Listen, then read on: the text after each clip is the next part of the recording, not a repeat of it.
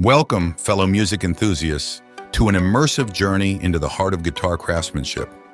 Prepare to be captivated as we delve deep into the artistry and dedication woven into the creation of these beloved instruments. Strap in as we uncover the secrets behind the meticulous process that transforms raw materials into musical masterpieces. But before that, don't forget to subscribe to the channel and press the bell icon for more amazing videos. Originating in Spain around 500 years ago, early guitars were relatively quiet. However, as time progressed, their bodies expanded in size, enabling them to rival the volume of other instruments like violins and banjos, even without electrical amplification. For hundreds of years, the craftspeople who built guitars, called luthiers, worked entirely by hand. Now robots, computer programs, and big machines with human help make each instrument as perfect as it can be. Here's how it all comes together at the factory. At the heart of every guitar lies its wooden body, carefully selected for its acoustic properties and visual appeal. Let's start with the top, or soundboard, typically crafted from tone woods like spruce, cedar, or mahogany. This thin layer of wood vibrates in response to the strings, producing the instrument's signature resonance. Moving to the neck, strength and stability are paramount. Hardwoods such as maple or mahogany provide the necessary durability to withstand the tension of the strings while ensuring smooth playability. The fretboard, a crucial component where fingers meet strings. Often made from dense woods like rosewood or ebony, the fretboard not only facilitates precise fretting, but also contributes to the guitar's tonal characteristics. Whether it's the warmth of a rosewood fretboard, the shimmer of a maple top, or the vintage charm of an aged finish, the materials used in guitar construction are as diverse as the music they produce. Our story begins amidst the raw beauty of nature, where the quest for the perfect tone begins. Luthiers scour the globe for premium woods, selecting each piece with care to ensure its acoustic qualities and visual appeal. When lumber arrives at the factory, it still contains some moisture from when the tree was alive. Before it can be cut into shapes, it has to be dried. This happens over the course of months, or more than a year in some cases, through a combination of sitting in climate-controlled storage and cooking in a kiln, a huge metal oven. Once it's dry, it's time for the skilled hands of master craftsmen to bring it to life. Using traditional tools alongside modern technology, they begin the delicate process of shaping the wood into the fundamental components of the guitar.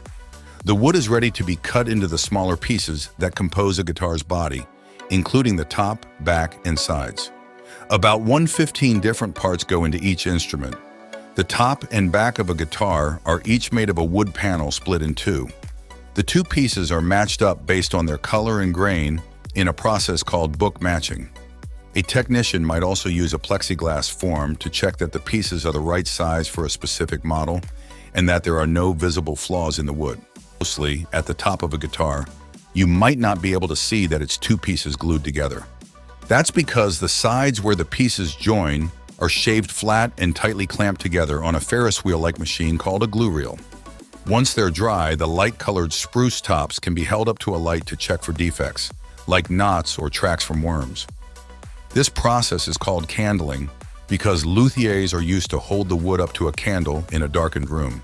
The book-matched tops and backs are loaded one at a time onto a laser cutter, which cuts out a model's precise shape. The laser also cuts panels for the sides. Compared with a saw, the laser is faster, more precise, and wastes less wood. It's also safer for employees to operate. Some of the earliest guitars were decorated with a floral pattern around their sound hole, which made the guitar more attractive and was thought to strengthen the opening.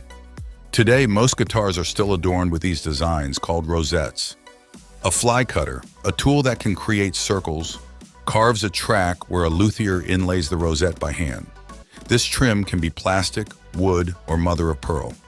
Next, a person glues braces, thin pieces of spruce, onto the underside of the top. The bracing has one of the most important jobs. Even though you won't see it once the guitar is finished, it holds the guitar's shape. If workers take all the bracing off, the first thing that would happen is the top would start to collapse. That's because tightened and tuned strings can exert between 150 and 190 pounds of pressure.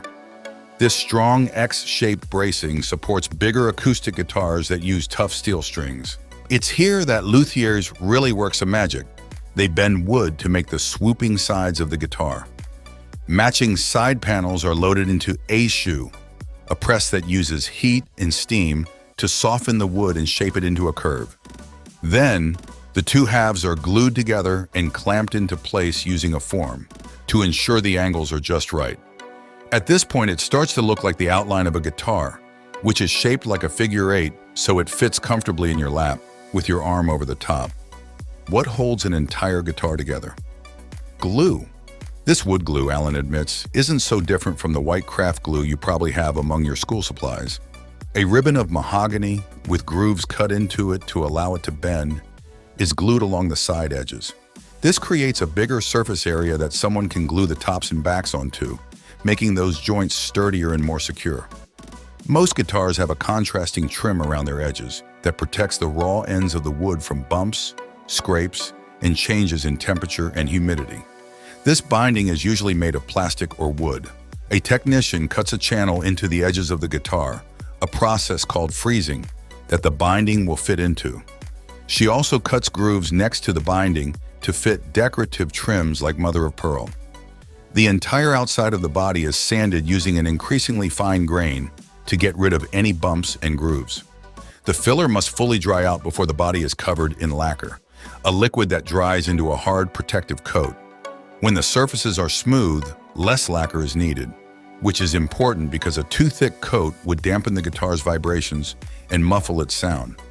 Back in the machine room, a computer-operated router, shown here, carves out the neck and the fretboard. The fretboard, also known as a fingerboard, is made of ebony, a wood that won't show much wear, even after years of pressing steel strings into its surface. It's lined with nickel bars called frets.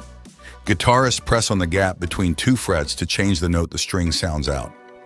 The spacing is set by a mathematical formula. It has to be just right to create the correct notes. Once the narrow slots are sliced into the fretboard, it's time to add frets. Most models have 20. A technician places segments of fret wire in each of those grooves, partly securing them with a hammer. Once the guitar is fully assembled, technicians turn their attention back to the frets. The whole guitar is placed in a chamber called a plec, which simulates the amount of tension the strings will put on the body and neck and creates a 3D model of the frets. If it senses they're too high or too low in certain spots, it will sand them down to the correct height, which also helps eliminate buzzing. At this point, the guitar is ready to be strung. Someone in the final inspection stretches each of the 6 steel strings from the bridge all the way up to the metal pegs at the head. Each guitar takes about 15 feet of steel string, and the factory uses more than 500,000 feet of wire each year. After roughly 4 days, the inspectors, many of whom are musicians, pull the guitar out again and play it. Occasionally, something goes wrong, like a big crack appearing, but this is uncommon.